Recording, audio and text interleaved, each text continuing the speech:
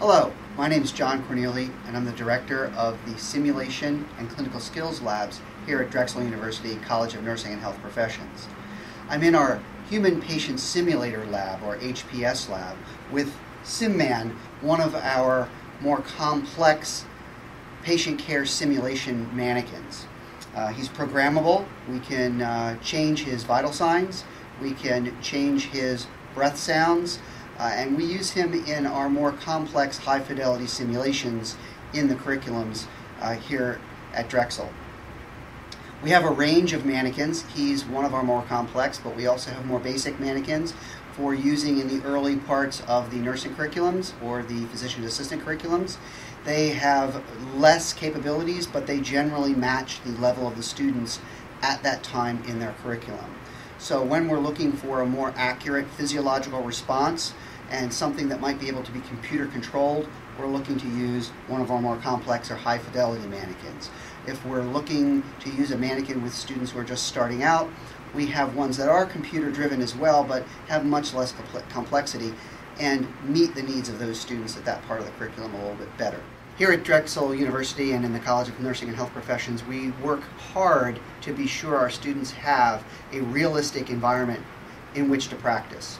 The students enjoy coming to our simulation labs because it is an exciting and sometimes fun place for them to practice all the skills that they're learning in their clinical courses, all the skills and knowledge that they're picking up in all the curriculums. Currently, every discipline here in the College of Nursing and Health Professions comes through these labs in one form or another.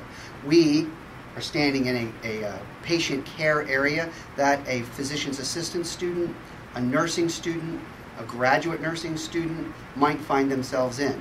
We've also constructed realities for nutrition counseling services, family counseling services. We've also worked with administration to create boardroom situations. So here in the College of Nursing and Health Professions, we like to say we create reality on demand.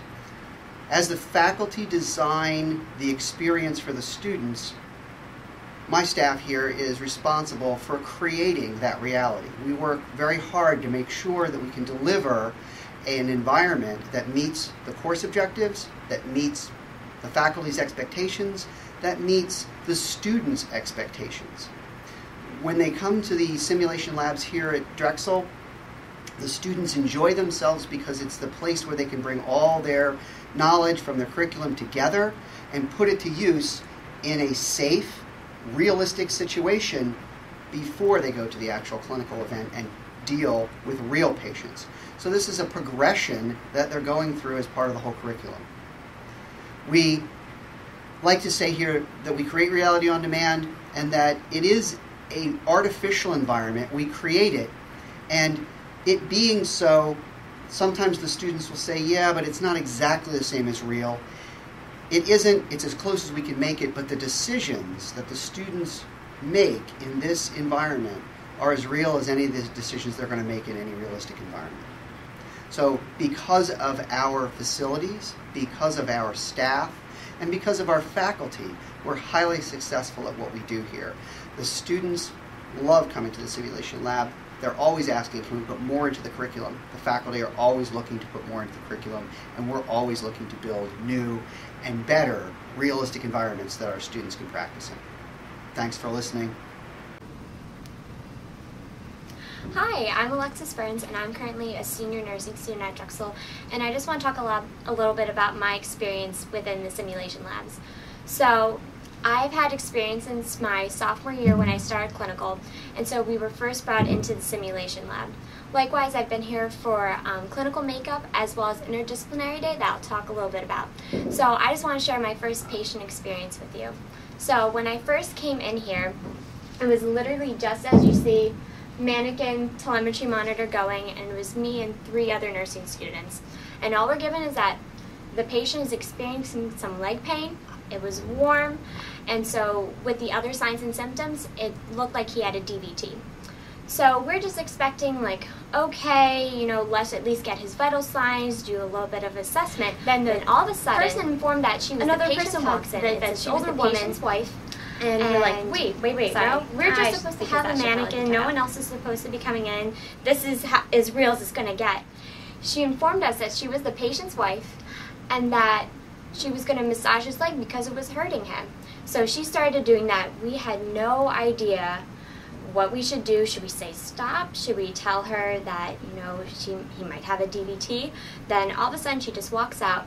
Then the patient complains of shortness of breath, and then we realized that he had a pulmonary embolism, and actually he died right then and there.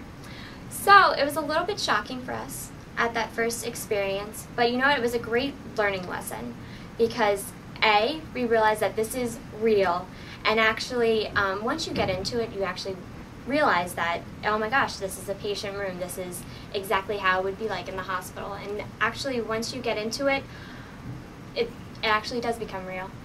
And two, it was very safe.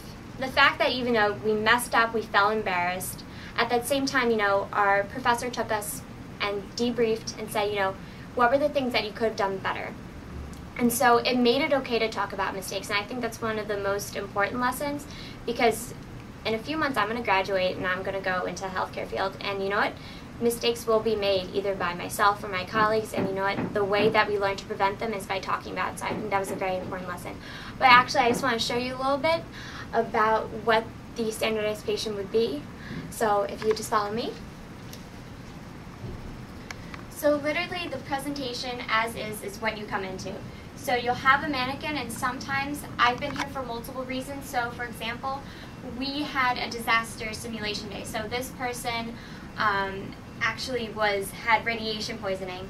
So his body was red from radiation. He was telling us that he was actually nauseated and he was about to vomit, so we had to turn the patient over so he didn't aspirate. He also had shrapnel in him, so we had to remove that from him to make sure that, again, we're removing all that radiation for the patient. And likewise, we had the telemetry monitor going with all his vital signs, which we had to do every 5 minutes to make sure that the patient was stable. We also had like a cart full of different supplies that we might need, such as like a lead box, we had IV fluid, we had different medications. So really, once you get in here, it's very, very real. Likewise, we could call for like assistance, but at the same time, they really want us to focus on what can you do as a nursing student. You don't need the doctor for this order, you don't need a PA, you don't need respiratory, what can you do? So it really makes you focus on what interventions you've learned to incorporate into your practice. And I think one of the most amazing things is that since I've been here in a few times, just the amount of stuff they can do with mannequins. So again, I've been here, patient had a DVT, patient had respiratory distress, patient had a biological nerve agent that was sprayed on them, and so dealing with that. Likewise, for Interdisciplinary Day, that's actually an event where you get multiple people from different disciplines. So we had nursing students, we had emergency room residents, we had OB residents, and we had a PA with us. So what happened was that for this particular experience, it was how does a team work together? So just talking a little bit about that. So 2 nursing students and I went in, what we were supposed to do. We did vital signs, we did an assessment on this woman that came in saying that she was going into labor and that she was going to have a baby soon. So as the other nursing student was going to do a pelvic exam and look at the patient's pelvis, suddenly the baby was coming out. So while she was trying to catch the baby basically, I was running to get the PA and the OB resident to come in. So as they came in, the OB resident took over, and we were like assisting, taking the baby and making sure, doing an assessment, making sure that their airway was open, that there was no meconium aspiration. And then all of a sudden, the husband faints, but then he goes pulseless. So we had to call code, so we had to bring in the ER resident. So again, there was 2 people doing the passed out patient that literally had no pulse, doing CPR on him. I was taking care of the baby, and then all of a sudden you have the OB resident with the mom, and he's saying that she is hemorrhaging. Now, while that might not necessarily happen in the hospital, what it really focuses on is communicating. You have so many things going on, and how well can you communicate within that high-stress situation. So I think that was a great experience. We learned about you know, just making sure you close the loop. So it's like, okay, we're gonna order this much amount of Zofran to the nurse. Can you give that? Okay, this much amount of Zofran was given back to the doctor. So it was a really great experience, and I really think that this has helped my clinical skills, for the fact that, again, you know, even though you might make mistakes and we try not to, we do make them, and you just have to talk about them and learn about them. And I think communication among different members of the team is so key for giving healthcare correctly. So I'm so glad that I was able to share my experience today, and I hope that you really understand that this is one of the reasons what makes Drexel education so special. Thank you. Hello. Hi. How are you? We're good. How are you? Well, I'm Katie. I'm David. I'm Alexandra. Nice to meet you. Nice to meet you. This is my dad. Your dad? Yeah. Okay. Me too. Thank God you're Yeah. here. How are you feeling, Mr. Dragon? Not good. It's still going, actually, but it's okay. He's okay. I'm not okay. Don't listen to her. No, he's okay. I'm not You're okay. okay, right? No, I'm not. It hurts. Yeah. He had a headache earlier today, but I don't know. He's just, I don't know, I guess he's getting old. He always thinks he has to go to the hospital. All right. Would you mind stepping back? I'll just stay right here. It's okay. Is it okay if you would stand over there for me? I'm fine right here. Thank you. All right. I think we need to assess your father. So, Yeah, go ahead. But I think you're going to be over by the monitors, and we need to kind of be over here and using the monitors and things like that. So if you Well, could, why we don't want to. we need to use the monitor to check his vitals and things like that. You could, it's okay. Go ahead. All right. You stay here and begin this, and I'll be right back. I just have to get by you real quick. Is that okay? Yeah. Okay. I'm sorry, sir? I swallowed the pill. She told me to swallow the pill. You swallowed it? Yeah, I think that's one time. Okay, I'm going to give you another one, and you're going to have to keep it under your tongue and let it No, dissolve, I'm sorry. okay? I didn't mean to take the pills. I thought you That's didn't fine. need It's it. okay. You're just worried about your father. Exactly. Okay, he swallowed the other nitro, so I'm going to be giving him another nitro to keep under his tongue, okay? So you're going to keep this under your We tongue. don't want you to swallow this. We want you to keep it under your tongue. Listen to us, sir, please. Keep this under your tongue until it dissolves. I mean, is he going to be okay? I mean, honestly, I thought that he was okay. He always says that, like, something hurts. I really... All right. The monitor went off. Yeah. We got to make sure that his fluids are going up. I don't want him to die. We don't want him to die either, so that's why we're trying to address the situation here. Dad. Sir, can you hear me? He's saying that his chest hurts. Okay. Look, I'm sorry, now I feel like it's my fault, okay? He always lies about his pain, and every single time we take him to the ER, nothing's wrong with him. Just let them go on, sir. Power's on. Whatever. I want to be on 40 cc. What's wrong with the monitor? Right. Why are the numbers gone? All right. How's the 5 minutes? It hasn't been How do you know what's going on with him Okay. if the monitor's off? Why didn't you turn up the monitor? Okay, great. The monitor's back on. Okay, His pulse good. ox is at 90. Okay, we're gonna check his vitals again.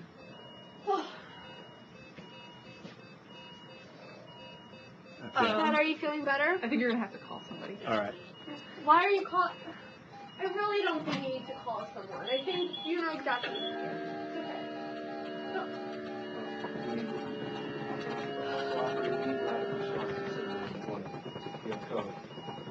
So what does that green number mean? That's his heart rate. Is that normal? That's not normal. I just turned up his oxygen to 10 liters. Okay, his blood pressure's going down. All Going right. to need, that's a VPAC, right? Yeah. We're going to have the shock for that, Yeah, right? yeah. Okay. What do we do here?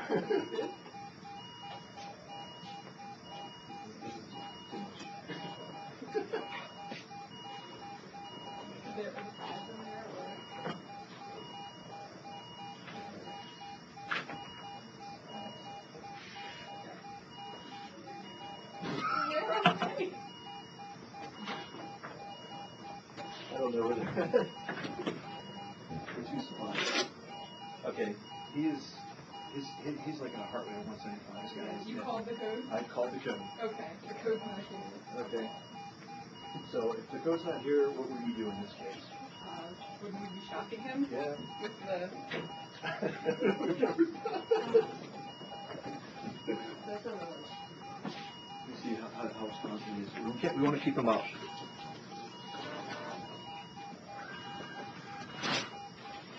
Get him up. Why is the yelling at the time? Because he doesn't have a pulse. Hello? Doctor, we need some help here that he's patient. Why doesn't he have a pulse? CCNV test. Dad? He was fine 5 minutes Call ago. the code. Why doesn't he have a pulse? Someone's in VPAC. What kind of medication will you get? Dad! Thank you. Dad! What is it? Dad! No codes. Why the fuck doesn't he have a pulse?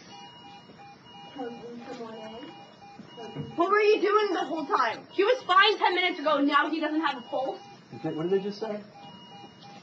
They called the code. Okay, great. Miss, help is coming for your father, okay? Yes. We don't have... Can you do something? Thanks. Hey, what's going on? Patient Mario Dragon came in He doesn't with have a pulse. chest pain. Let's start CPR. Do you have a pulse with this? No pulse right now. Forward. All right. How long is he going to be there? Probably the last. He was fine 10 minutes ago, and then they came in and killed him. Okay. What's your relation, ma'am? Social services wasn't the thing to do. All right. Let's start CPR. 100 a minute, 2 inches deep. Let's get ready to shock that at 200 joules. Why are you talking? Right. His rhythm, the heart from the rhythm right now is not perfusing, so we need to try to use electrical current to try to get back into a normal rhythm. Okay? All right. We have a simple math and...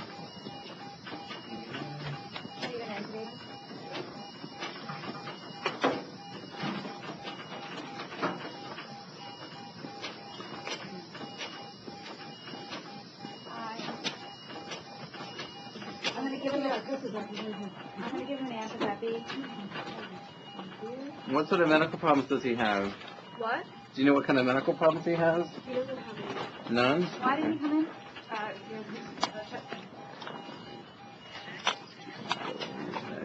Let's have somebody call the cat scan. Can we call the cat one? Well, maybe he needs a mask or something. Already has an antibiotic in? It's charged. It's charged. Okay. Oh, ready to shock? Okay. Yep. Clear. Clear. Everybody clear. Stand back. Does he need Stand another clear. mask? Stand back. Stand back. Yeah, all right. Shock. All right, right back to CPR. Doesn't look like there was a change with that. Can I have a 70 ET tube? Let's stylet.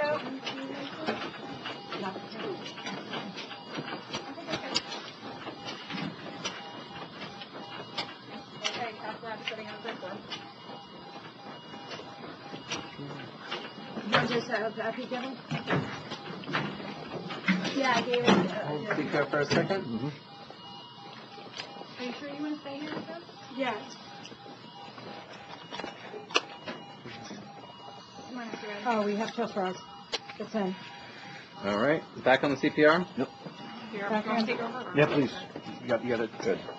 All right, so switching again, 100 a minute.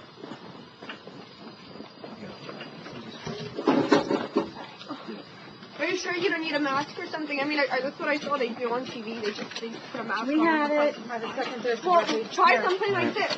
All right, thank you. We appreciate you helping. Yeah. You want a second dose stuff? Yeah. Where'd our monitor come? Monitors off. I'm just trying to help things like that, so no one else is doing it. All right, we need you to try to stop touching the equipment though, because it's so important. Okay. What if you give him more medicine? I'm giving him more medicine right now. Here.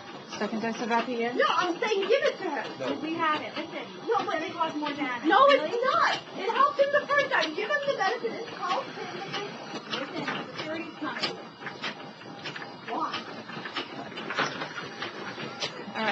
oxygen pulse check. Pulse check.